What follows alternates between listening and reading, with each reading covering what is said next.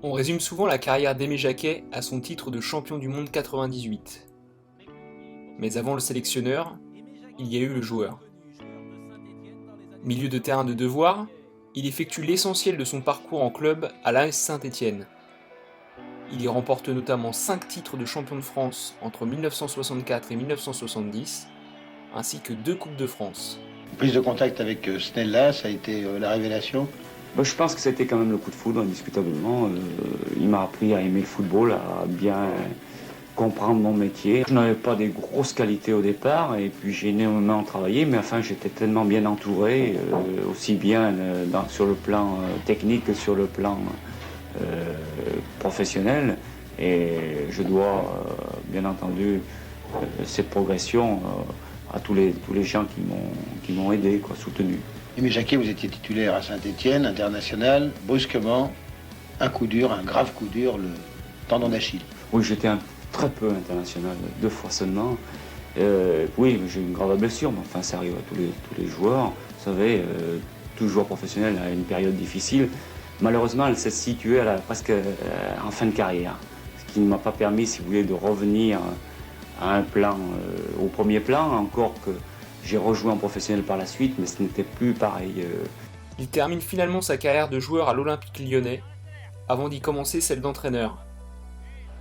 Après l'OL, il officie notamment chez les Girondins de Bordeaux, où il se construit une bonne partie de son palmarès. Champion de France en 1984, 1985 et 1987, vainqueur de la Coupe de France en 1986 et 1987, et demi-finaliste à 2 reprises en Coupe d'Europe. Il rejoint finalement la direction technique nationale au début des années 90, tout d'abord comme adjoint de Gérard Houllier, puis en tant que sélectionneur des Bleus à partir de l'automne 1993.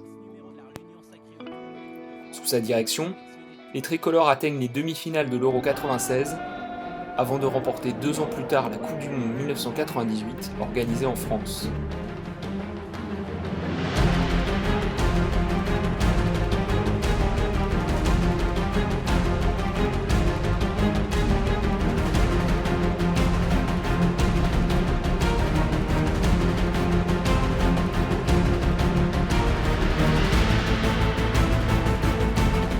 Suite à la victoire de la France en finale face au Brésil, Aimé Jacquet reçoit des mains de Jacques Chirac la Légion d'honneur.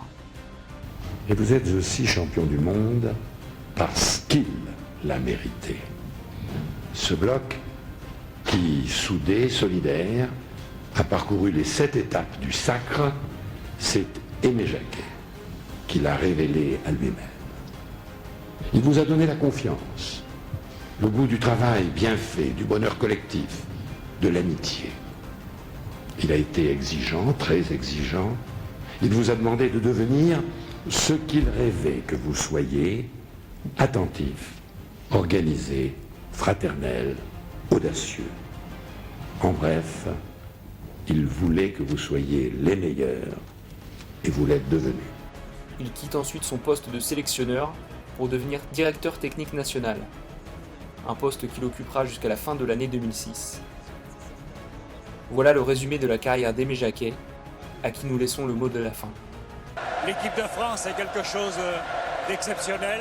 J'aimais tellement ce métier, puis je me suis donné totalement à ce métier. Mon rêve le plus fou, bien entendu, c'est de brandir cette Coupe du Monde, et puis de l'emmener dans mon petit village.